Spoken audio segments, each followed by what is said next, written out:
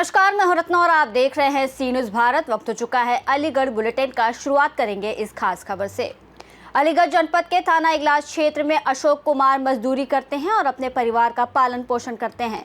अशोक कुमार की एक बेटी और 4 बेटे हैं, जिसमें सबसे छोटा बेटा प्रशांत 17 जून को घर के बाहर खेलते खेलते गायब हो गया। परिवार के द्वारा उसे आसपास और रिश्तेदारी में तलाश शुरू की गई, लेकिन उसकी कोई खबर नहीं मिली, जिसके बाद परिवार के द्वारा नजदीकी थाना इगलास में बच्चों की गुमशुदा की सूचना दी गई। पीड़ित के द्वारा दी गई सूचना पर संज्ञान लेते हुए पुलिस ने एक टीम गठित कर दी। शुक्रवार की देर रात को 11 साल के बच्चे का शव बरामद हुआ। शव को कब्जे में लेकर पोस्टमार्टम के लिए भेज दिया गया है। इसी बीच पुलिस को गांव में रहने वाले मनोज की गतिविधियों पर कुछ आशंका हुई। पुलिस के द्वारा उसे तुरंत ही हिरासत में ले लिया गया। पूछताछ के दौरान उसने अपना जुर्म कबूल कर लिया और पूरी घटना की जानकारी दी। इस संबंध में परिजन और एसपी ने क्या कुछ कहा, सुनिए। आपका? मेरा नाम अभियान से। कहाँ के रहने वाले हैं? मैं सुबह क्या घटना हुई है? मेरा भाई गुम हो गया था 17 तारीख को शाम 3 बजे। आज मिला है वो। आज मेरे साथ का लड़का है मनोज, उसके द्वारा मारा गया है वो। नहीं, पूरी घटना बताएं। किस तरह से आपने ढूंढा था, पुलिस में शिकायत की थी, किस तरह से वो किया था?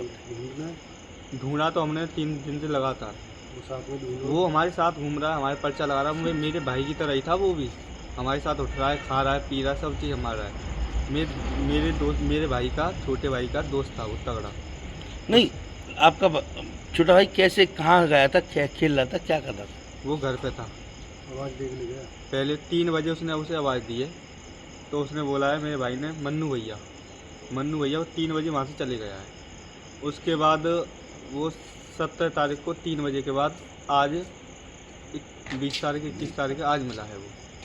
किस अवस्था में मिले? वो मौत हुई है उसकी। कैसे हुई ये पता चल पाई है? अब हम गए हैं, वो पहले तो गड्ढा खोदा हमने, जली हुई लाश मिली है, फांसी लगी है। वही लड़का है, जिनसे में है, आधी बॉडी कल गई है। कितनी उम्र थी उनकी? 10 साल। सर, गाँव महसुआ में किसी बच्चे की बॉडी मिलने का मामला है, क्या प्रकरण है सर?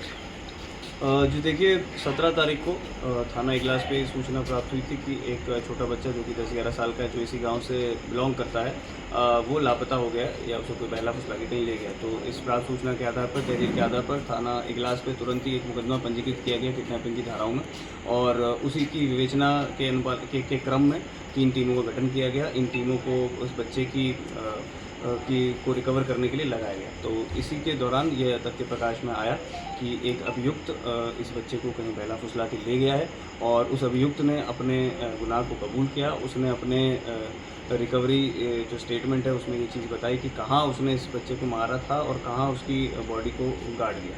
तो वो सारी चीज़ों के स्टेटमेंट के बाद उस जगह से उस बॉडी को रिकवर किया गया है, और जो आवश्यक साक्ष्य हैं उनका संकलन किया जा रहा है, और अग्रिम विधिक कार्रवाई इसमें अमल में लाई जा रही है। सर, मौत का कारण पता चल पाई है? किस कारण से मौत हुई थी? देखिए, जो बॉडी रिकवर हुई है इसको पंचायतनामा और पोस्टमार्टम के लिए भेज दिया गया है। पोस्टमार्टम की कार्रवाई के बाद ही जो मौत का असली कारण है वो सामने आ पाएगा, और उसी के आधार पर विधिक कार्रवाई अमल में लाई जाएगी। सर, कोई गिरफ्तारी भी हुई है? जिसमें मुख्य अभियुक्त है उसको हिरासत में ले लिया गया है, और उसी से पूछताछ जारी है। आवश्यक साक्ष्यों का संकलन किया जा रहा है, और अग्रिम विधिक कार्रवाई। अलीगढ़ से सी न्यूज़ संवाददाता संजीव शर्मा की रिपोर्ट। रुक करेंगे अगली खबर की ओर, जहां बता दें अंतर्राष्ट्रीय योग दिवस के अवसर पर आज शनिवार को उत्तर प्रदेश सरकार के गन्ना विकास और चीनी मिल मंत्री चौधरी लक्ष्मी नारायण सिंह के नेतृत्व में अंतर्राष्ट्रीय योग शिविर का आयोजन अलीगढ़ के रामघाट रोड स्थित अहिल्याबाई होलकर स्टेडियम में हुआ, जिसमें हजारों लोगों ने बढ़ चढ़कर भाग लिया। जनपद के प्रशासनिक अधिकारियों, कर्मचारियों और अन्य आम जनमानस में बढ़ चढ़कर अंतर्राष्ट्रीय योग दिवस में भाग लिया। गन्ना विकास मंत्री चौधरी लक्ष्मी नारायण सिंह ने बताया कि गीता के 6वें अध्याय में अर्जुन के माध्यम से योग की महत्व के बारे में बताया गया था। योग की महत्वता विश्व और व्यक्ति दोनों के विकास में अत्यधिक महत्वपूर्ण है। इस संबंध में गन्ना विकास मंत्री चौधरी लक्ष्मी नारायण सिंह ने और क्या कुछ कहा, सुनिए। योगा के लिए भगवान कृष्ण ने 5,500 वर्ष पहले अर्जुन के माध्यम से पूरे विश्व को एक संदेश दिया था। गीता के 6वें अध्याय में उन्होंने कर्म योग, उन्होंने तप योग, समस्त योगों के संबंध में कहा, और ये भी कहा कि विश्व के कल्याण और व्यक्ति के आध्यात्मिक कल्याण के लिए योगा परम आवश्यक है। बिना योगा के किसी कीमत पर एकाग्रचित्त व्यक्ति नहीं हो सकता। बिना योगा के उसकी सांसारिक इच्छाओं को सीमित नहीं किया जा सकता, क्योंकि इच्छाएं तो असीमित हैं। इसलिए जो बीच में एक योगा को लोग भूल गए थे, केवल विश्व में नहीं भारत में भी भूल गए थे, आज पुनः मोदी जी ने 11 वर्ष पूर्व विश्व स्वास्थ्य संगठन के ओर से इस प्रस्ताव को वहां करके भारत के सभ्यता, भारत की संस्कृति, सनातन धर्म की जिस तरह से मजबूत एक प्रस्तुति की है, मैं उसके लिए उत्तर प्रदेश सरकार, समस्त ब्रजवासी और अलीगढ़ वासियों की ओर से मोदी जी को हृदय से बहुत बहुत बधाई देता हूं। आज सफलतम कार्यक्रम रहा है। यहाँ के प्रशासन, यहाँ के आयुष विभाग, यहाँ के समस्त जनप्रतिनिधि बधाई के पात्र हैं और मीडिया को बहुत बहुत इसलिए बधाई, एक योगा के प्रचार प्रसार में उनका विशेष रूप से योगदान है। सर, योगी जी ने अभी योगा को अपने शरीर को फिट करने के लिए योगा में ब्रेक शुरू किया था, उसको लेके कंट्रोवर्सी हो गई। जो समाजवादी पार्टी के हेल्प किया सर, उन्होंने कहा था कि नमाज के लिए ब्रेक देते रहिए और इसके लिए जो योगा में ब्रेक शुरू किया। क्या देखिए, जिसको 2 और 2 5 कहना है, आप कितना ही ब्लैक बोर्ड पे लिख दो, आप कितना ही कुछ कर लो, उन्हें तो 2 और 2 5 कहना ही है। ये कोई तर्क है? जब उनको योगा नहीं करना है सांसद जी को, तो उन्हें फिर योगा के बारे में बोलना ही नहीं चाहिए। योगा के बारे में उन्हें ज्ञान ही नहीं है। योगी जी तो खुद योग से ही तो योगी जी हैं।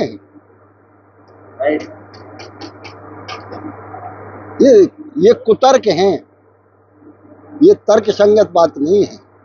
अब इस तरह की कुतर्क करना ये ना जनता की भलाई के लिए अच्छा है, ना प्रशासन की भलाई के लिए। आपने कहा विश्व शांति का संदेश देता है योगा, तो तनाव फैल रहा है दुनिया भर में, क्या लगता है आपको इससे कुछ इम्पैक्ट होगा? देखिए, ये एक प्रयास है, ये एक प्रयास है। 2 प्रवृत्ति जब से सृष्टि की रचना हुई हमेशा से रही है, दैत्य और देवता।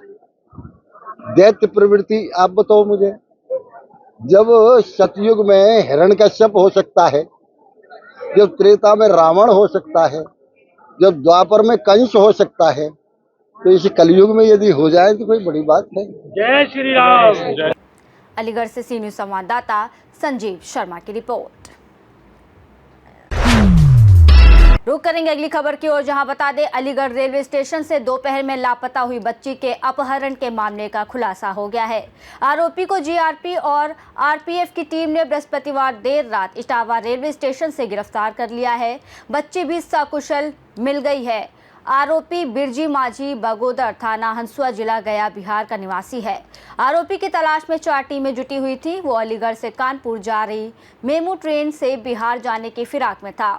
आरोपी ने पुलिस पूछताछ में बताया कि उसके पास बेटी नहीं है, इसलिए उसे खुद पालने के लिए अपने घर ले जा रहा था।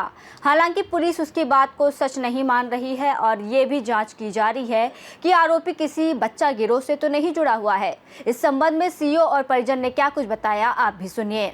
क्या नाम है आपका? और बच्ची का? तो आप कहाँ से बच्चे उठा गई?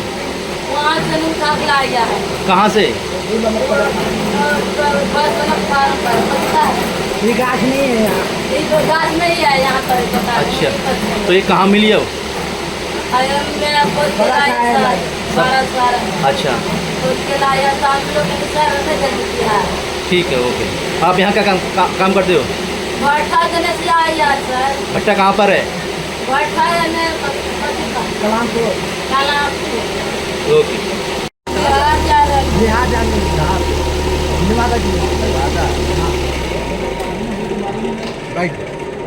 क्या नाम है आपका? सोना देवी। और बच्चे का? रूपा। आपका नाम क्या है? तो आप इनके कौन हो बच्ची के? बच्चे काम है चाचा? हाँ, चाचा है पिताजी? चाचा रहे तो आप बाप रहे बराबर। हमारा ये है, कहाँ से मिली है? ये बड़ा साहब को लेकर के उसके चाचा धर्मेंद्र और उसकी माँ प्लेटफार्म पे लेटे हुए थे कि एक व्यक्ति आता है और लड़की को उठा के लेके चला जाता है। उस पर तुरंत धर्मेंद्र थाने आते हैं जीआरपी और संजीव तोमर साहब इंस्पेक्टर अलीगढ़ जीआरपी को एक तहरीर देते हैं जिसमें मुकदमा लिखा जाता है। मुकदमा अपराध संख्या 61/25 धारा 137 2 BNS लड़की चोरी का लिखा गया मुकदमा। उसमें तत्काल इंस्पेक्टर संजीव तोमर साहब संज्ञान में लेकर के अपने नेतृत्व में 4 टीमों का गठन करते हैं और चारों टीमों को विभिन्न स्थानों पर जैसे रोडवेज के बस स्टैंड पे, स्टेशन पे और जगह और प्राइवेट बस स्टैंड पे रवाना करते हैं तथा अपने व RPF की टीम को लेकर के CCTV कैमरा जो स्टेशन पे लगे हैं उनके फुटेज को गहनता से अध्ययन करने लगते हैं। उसी समय एक व्यक्ति गोद में बच्ची को लिए हुए सीढ़ियों से चढ़कर प्लेटफार्म नंबर 7 की तरफ जाते दिखाई देता है फुटेज में। तो लड़की की माँ तुरंत पहचान के इंस्पेक्टर साहब को बताती है कि साहब ये आदमी जो बच्ची को लेके जा रहा है यही मेरी बच्ची है। उस आधार पे ये देखते हैं कि ट्रेन में वो पैसेंजर जो यहाँ से अलीगढ़ और कानपुर चलती है उसमें चढ़ता है। चढ़ते हुए देख करके सारी टीम को कानपुर की तरफ रवाना करते हैं तथा अपने भी कानपुर की तरफ रवाना हो जाते हैं और आगे के स्टेशनों पे चेक कराते हुए इंस्पेक्टर इटावा को सूचना देते हैं कि आप भी देखिए और ये लोग पहुंच जाते हैं। ट्रेन जब इटावा पहुंचती है तो ट्रेन चेक करते समय प्लेटफार्म नंबर 4 पे इंजन के पीछे वाली ट्रेन से लड़की और जो लड़की को लेके जा रहा है बिरजी माझी अभियुक्त जो है उसको गिरफ्तार करते हैं। फुटेज के आधार पे बगले आते हैं। लड़की को फिर उसके माँ बाप को सुपुर्द किया गया। लड़की का जीवन बच गया और मैं इनके इस कार्य के लिए कि जो महज 3 घंटा 40 मिनट में लड़की को बरामद कर लिए वो बहुत प्रशंसा करता हूँ। क्या इससे बात हुई है जिसने क्या बताया है कि बताया था बच्ची को क्यों लेके जा रहा है, क्या इसका उद्देश्य? अब उद्देश्य तो आदमी कुछ भी बता सकता है लेकिन अब वो लड़की को अपने पास तो रखता नहीं, ले जा कर के कहीं न कहीं उसको सेल कर देता, बेच देता या कुछ भी करता। लड़की का जीवन बच गया, लड़की का जीवन बर्बाद हो जाता स्टेशन पे। अलीगढ़ से सी न्यूज़ संवाददाता संजीव शर्मा की रिपोर्ट। अलीगढ़ में हवाई यात्रा के दौरान किसी संभावित दुर्घटना की स्थिति में यात्री सहायता और आपातकालीन सेवाओं की तत्परता को परखने के लिए आज मॉक ड्रिल आयोजित की गई। इस मॉक ड्रिल में वरिष्ठ पुलिस अधीक्षक संजीव सुमन, ट्रैफिक पुलिस अधीक्षक प्रवीण यादव, क्षेत्राधिकारी यातायात जयशंकर, ट्रैफिक इंस्पेक्टर कमलेश और निरीक्षक विनय कुमार शुक्ल अपनी टीम के साथ सक्रिय रहे। दुर्घटना की स्थिति में फायर ब्रिगेड और एम्बुलेंस को बिना किसी ट्रैफिक जाम के समय से अस्पताल पहुंचाने के लिए विशेष ग्रीन कॉरिडोर बनाया गया। इसके चलते घायलों को जल्द अस्पताल पहुँचाया गया और समय पर इलाज शुरू हो सका। मॉक ड्रिल हुई है उसके बारे में जानकारी दी। मॉक ड्रिल के लिए नोटिस आया था हम लोग के पास सुबह में कि मॉक ड्रिल होने वाली है कि कोई अगर ऐसा हादसा होता है तो हम लोग इसके लिए फुली प्रिपेयर्ड हैं कि नहीं है। तो हमारी टीम पूरी तरीके से तैयार है और हमेशा जब भी पहले भी पास्ट में बहुत सारे ऐसे इंसिडेंट्स हुए हैं जब हम लोगों ने अच्छे से सारी मास कैजुअलिटी को मैनेज किया है और हम अभी भी किसी भी समय 24 घंटे 24/7 हमारी टीम हमेशा अवेलेबल रहती है ऑन फ्लोर और हम पूरी तरीके से एकदम फुली इक्विप्ड रहते हैं। ये एक मरीज़ थे हमारे पास आए, एयरपोर्ट से इनको लाया गया। इनके बारे में हमें पहले सूचना मिल गई थी तो इनको हमने पूरी तरह से असेस किया है। इनको सर में चोट लगी थी। मरीज़ के बारे में पूछा तो ये मरीज़ अभी फ़िलहाल होश में है। इनको पूरा प्राइमरी जो भी इलाज होता है वो हमने दे दिया है। अभी फ़िलहाल इनको CT स्कैन के लिए लेके जाएंगे देखने के लिए कि दिमाग में कहीं बहुत ज़्यादा चोट तो नहीं है। बाकी कोई भी ऐसा इंसिडेंस कभी भी होता है तो हम पूरी तरीके से तैयार हैं इसको मैनेज करने के लिए। आपका शुभ नाम सर? डॉक्टर शिवराम सिंह। 20/6/2025 में सर मॉक ड्रिल जो की गई है उस संबंध में आप क्या कहना चाहेंगे? जी, मैं प्रदीप कुमार वैष्णव, इंचार्ज ट्राइज इमरजेंसी। जैसा कि आज ये पेशेंट आया है तो उस मॉक ड्रिल में ये पेशेंट हमारे पास हेड इंजरी का आया था जिनका नाम अंकित शर्मा है, 25 साल उम्र है। तो हेड इंजरी का ये पेशेंट आया है, तो हमारे डॉक्टरों की सारी टीम, नर्सिंग ऑफिसर्स वगैरह जितने भी हैं, सब ने उन्हें अटेंड किया और अच्छे से उनका प्राइमरी ट्रीटमेंट करके उनका वर्कअप शुरू कर दिया है। अभी फ़िलहाल पेशेंट से पूछा गया है तो वो स्थिति काफ़ी काबू में है और ठीक है। मैं चाहूँगा हमारे डीएमएस शाहबाज फरीदी साहब, एहतिशाम सर, गुफरान साहब, हमारी एएनएस हुमा मैडम, हमारे साथी incharge, MTS staff, nursing officer, सभी का शुक्रिया अदा है कि इस तरह की आपदा और विपदा के अंदर हम सब लोग एकजुट होकर और इस तरह की समस्याओं का सामना करते हैं और आगे भी हमारे पास पूरी अत्याधुनिक व्यवस्थाएं हैं जो कि किसी भी प्रकार की विपदा से निजात पाने के लिए काफ़ी है। Thank you. दिनांक 20/6/2025 में जो मॉक ड्रिल की गई है उस संबंध में मैम आप क्या कहना चाहेंगे? उस संबंध में हमारी कल जो है सीएमओ साहब ने एक मीटिंग रखी थी शाम को 4 बजे। डॉक्टर शहबाज फरीदी जो हमारे डीएमएस है उसको उन्होंने अटेंड किया, आके हमें गाइडलाइन बताई कि ऐसे कल एक मॉक ड्रिल होनी है 2-2:30 बजे से शाम के 4 हॉस्पिटल के लिए उन्होंने जो किया है चुना है कि वहाँ पेशेंट जा सकते हैं। तो हमने आज सुबह से इसकी तैयारी की है और हम हमेशा क्योंकि मेडिकल कॉलेज है, हम हमेशा इसके लिए तैयार रहते हैं। आज हमें बताया गया है कि एक अभी हेड इंजरी का पेशेंट आया है, तो हमने वो पेशेंट देखा। डॉक्टर्स हमारे न्यूरो सर्जन, प्लास्टिक सर्जन, सब ऑर्थोपेडिक सब हमारे यहाँ मौजूद हैं। उन्होंने पेशेंट को देखा, असिस्ट किया, पेशेंट को स्टेबल किया। अभी फ़िलहाल उसको सीटी के लिए भेज रहे हैं। आज जो सर मॉक ड्रिल हुई है दिनांक क्या डेट 20/6/2025 को, उस संबंध में आप बताइए, जानकारी दीजिए। 20/6/2025 में हमने देखा कि एयरपोर्ट से हवाई जहाज़ वो उड़ान भर रहा था, तो हमारे जवान हम लोग वहाँ खड़े हुए थे, वहाँ ड्यूटी दे रहे थे परमानेंट।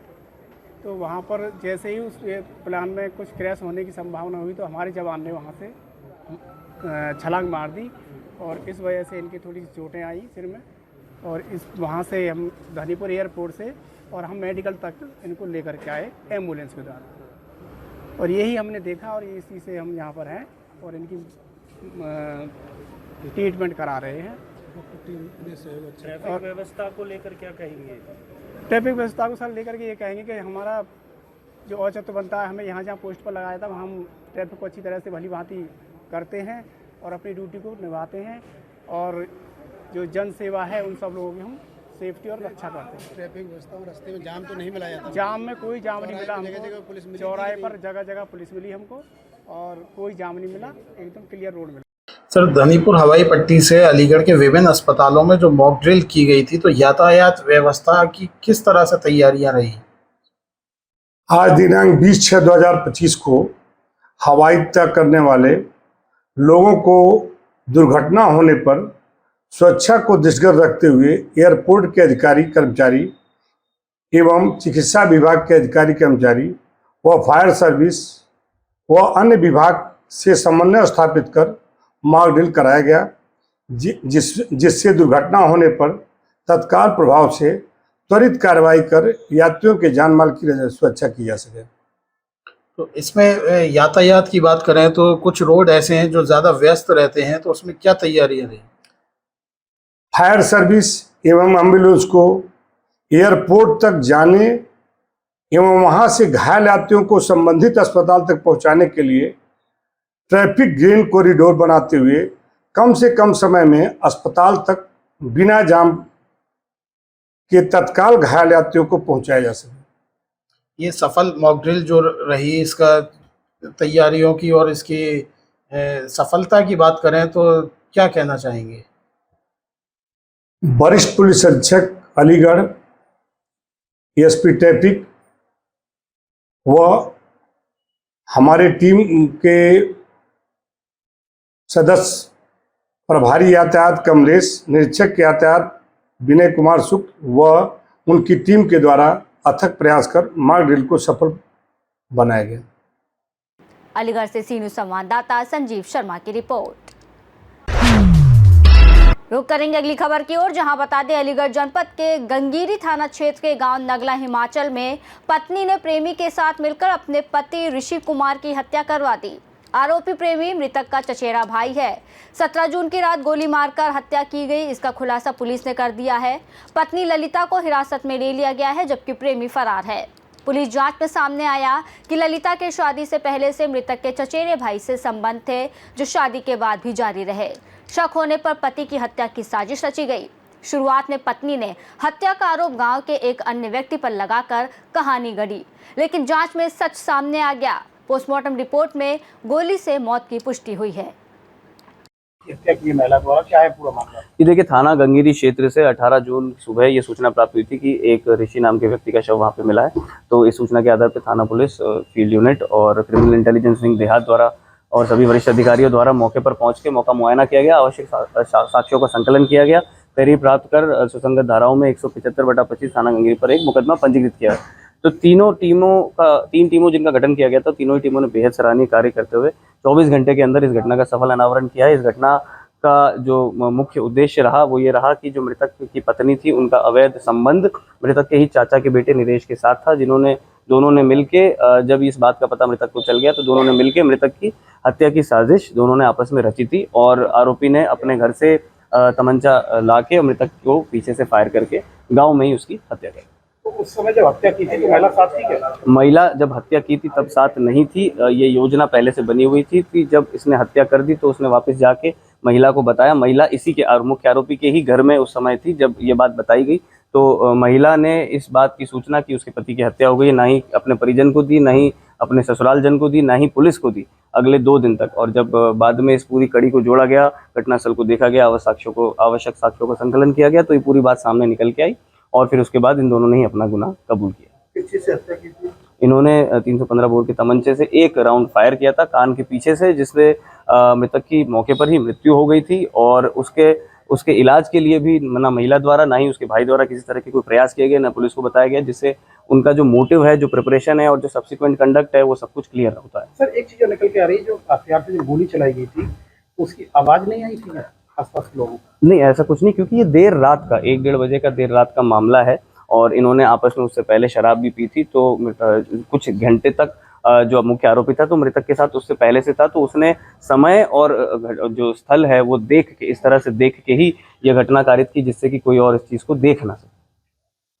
अलीगढ़ से सी न्यूज़ संवाददाता संजीव शर्मा की रिपोर्ट।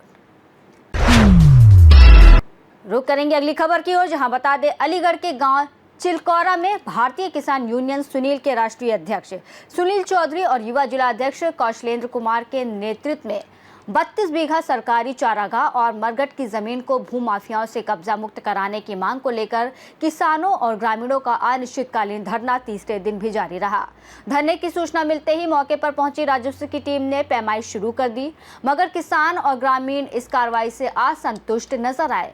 भाकियू सुनील के राष्ट्रीय अध्यक्ष सुनील चौधरी ने कहा कि हमारा सबसे पहला काम 32 बीघा सरकारी चारागाह और मरघट की जमीन को भूमाफियाओं से कब्जा मुक्त कराना है। हम प्रशासनिक अधिकारियों को बता देते हैं कि हमारा ये अनिश्चितकालीन धरना एक बड़ा रूप लेकर 25 जून से भूख हड़ताल का रूप लेगा, जिसमें पूरे प्रदेश से हजारों की संख्या में पदाधिकारी और किसान मौजूद रहेंगे और अगर जरूरत पड़ी तो कमिश्नरी कार्यालय का घेराव कर धरना प्रदर्शन भी किया जाएगा। इस मौके पर राष्ट्रीय महासचिव हितेश चौधरी, प्रदेश उपाध्यक्ष विनोद चौधरी, जिला अध्यक्ष किशन सिंह लोधी आदि मौजूद रहे। इस तरह का प्रदर्शन चल रहा है। जी, मैं सरिता शर्मा अलीगढ़ से भारतीय किसान सुनील जी के जिला अध्यक्ष के महिला जिला अध्यक्ष से हूँ और हमारा जो ये यहाँ धरना चल रहा है वो भूमाफिया पे चल रहा है। जो ये सरकारी जमीन है, हम इस धरने पे बैठे हैं कि हम इसको भूमाफियाओं से हटाकर ही रहेंगे और इंसाफ लेकर रहेंगे और 25 तारीख से अगर हमें कुछ ये समाधान नहीं मिला तो हम भूख हड़ताल भी करेंगे और ये बहुत आगे तक चलेगा।